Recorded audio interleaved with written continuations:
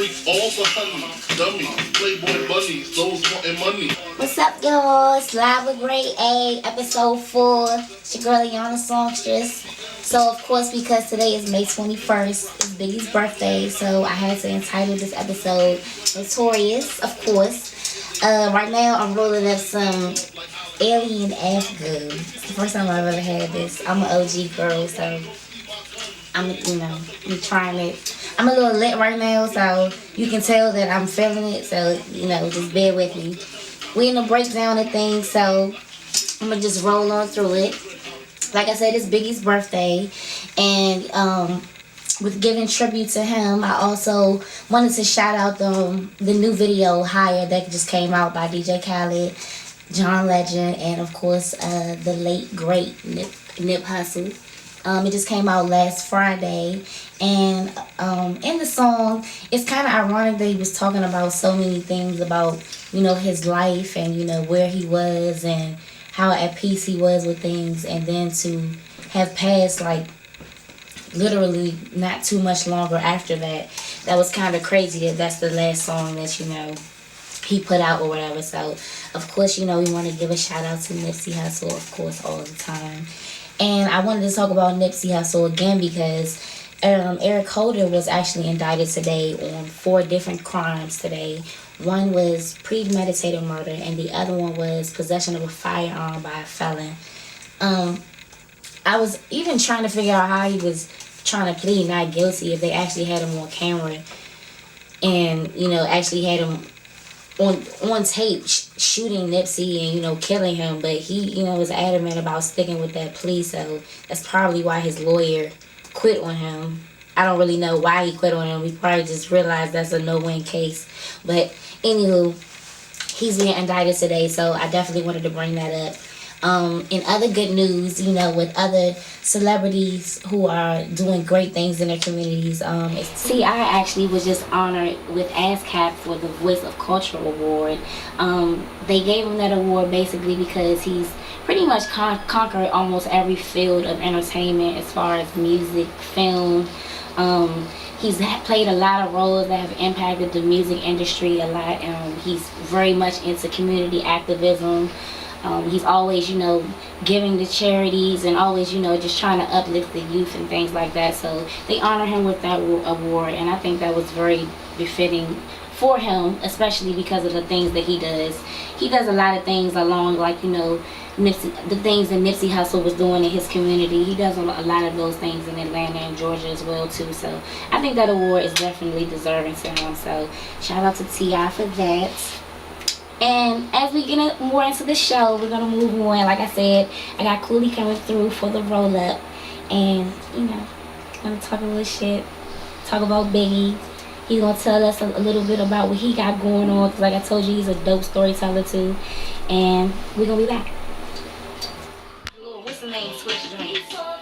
The lemon and strawberry twist.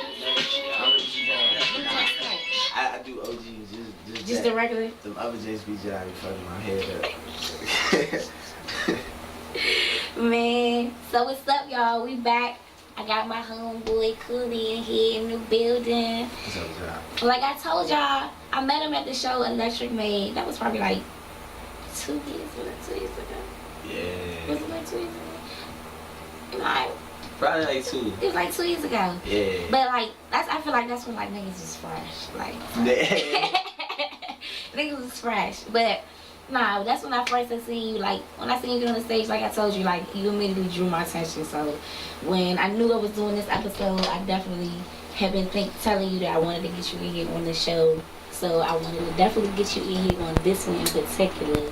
Because, I wanted to chop it up about Biggie, of course, and, chop it up about your music and everything that you got going on as well. But I feel like, y'all music kind of, like, coincides together. Like, y'all kind of tell stories and express your music in the same ways. So. Oh, yeah, no, that's big facts. If Biggie was a tree that bore fruit, I'm, like, from that tree. You definitely can. Yeah. Like his style of being able to put you like in that shit, like ain't nobody like gangster like Biggie, right? But like and shit like niggas bleed, like he puts you right through the whole transaction from start to finish. Exactly. Like, shit, like that's skill. Like, and you feeling it, like you going through the motions with them on the you joint. hear Like, me? You right beside him, like, you like, about to oh blast, shit. nigga. Nah, no, but I feel you. That's why I said I definitely wanted to get you in here, and I want to talk about Biggie, but I first want to go into who you are too as an artist, and tell us a little bit about yourself, how you got started. Did you have similar or certain experiences that may have helped you to start storytelling within your music, or while he was recording everything, he was like, man, this hot as shit. He was sweating like shit. Hey, shout out to the fan in here though. No bullshit, that joke is helping like shit. I can't even laugh. Man, and when he see this shit, he gonna be laughing like shit too. He gonna be like, damn, they should have had that fan in there that night. Shit, he was real about it though. Oh, he got me smooth. cooking. I'm laughing so hard because he ain't saying nothing. He just got the hell up off the screen and just walked smooth off like shit. This hot as shit. He just got the squirm. You had somebody uncomfortable. Yeah. Shit. Put his hand on his knee and shit. It was the build up. He was like, nah, I can't take it. And I was laughing like shit. I was like, I wasn't laughing at first because at first I was looking like, damn. Oh, he walked up. He walked up. Damn. You got the lighter. I appreciate you. Hey, I made the show. Hey. Oh man.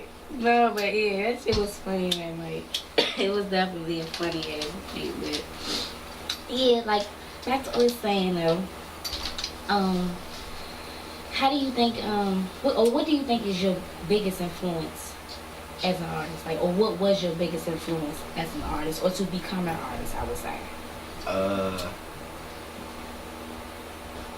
So rap was cool, but I just grew up in the go-go era, so. Me too.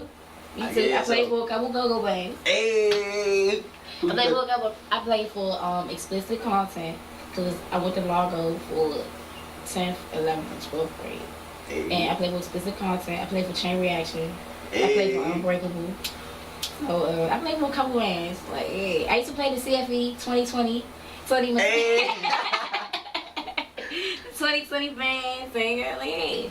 Even my cousin Dushan, shout out to her. She's actually a dope ass hairstylist now.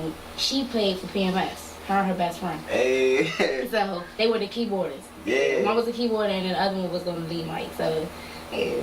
And then of course, True Expressions.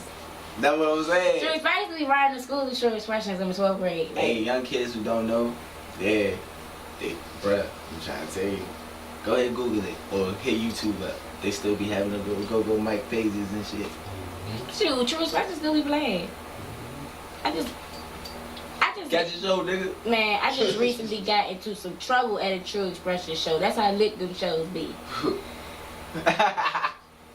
Still getting in trouble with the chicks. Man, talking about I'm not gonna speak on it too much, but yeah, definitely. Alright, we gonna swear. But that's, let me just tell you, the shit, yeah, they shows still get hella lit. Like, shit. Y'all don't get it twisted. Shit. But okay, so you got started in the go-go era, so pretty much, like I said, I wasn't even like heavy in rap type shit. Like I was a singer type shit. Yeah, awesome Trey Songz type shit. In the reverse. are you serious? Yeah, that ass. I mean, I ain't never like make no like super big band and all that, but like I used to tell myself in my head like I'm coming for TJ type shit. But pretty much what happened in doing or being in the studio and all of that, you would have rappers coming in before, rappers coming in after, and all of that. And then I hear them, and I just be like, man, this ain't nothing, because my pops used to play Wu-Tang and shit like all the time. So like even So like you was like really listening to that real. yeah, but like at the same time, it just wasn't my era. Go-Go was my era. Right. But pretty much what happened was I had heard Suicidal Thoughts by Biggie, like on some real shit, and it just fucked me up. Like the whole perspective of a nigga having millions, everything he wants, And like shit, still wanting to die. Like that shit was different because it's like that wasn't no Hollywood shit. Like, right. That was some real shit. Shit that your homie going through like next door type shit. And for him to be on that platform and to actually put that out there, yeah, it made you see him as a different person. Yeah, More than just an artist. He wasn't just nah, he was still an artist, but like his responsibility to me was deeper than party and bullshit. It was more so like, you know, he using his life, his real life situations to show you, you know, this what it is. You know, I ain't gonna tell you what it's good and go. It's, you know, and at the same time, I ain't gonna say, you know, don't do this. You know, if you feel like you gonna come up, go ahead and do it. But like, let me show you how this shit really look. So, you know, you don't glamorize it. You don't be trying to get the kids into this shit or whatever. Like, that's a one. Niggas don't even know. Like, you don't hustle to like start like a family and this shit or whatever. Like, real hustlers hustle to get their people out. Hell yeah. Type shit. So like, that perspective is just too real for me. That's some real shit. Cause I mean, that was even, I just seen a meme about that shit and I had to repost it. It had said something like, just to the essence of what you just said, like, if you a street nigga and your son is a street nigga, then you failed. And that's real shit. I felt that shit when they said it because I was like, very much so, growing up for me, like, my experiences was much different than my family, my other family members and a lot of my friends and my peers and shit.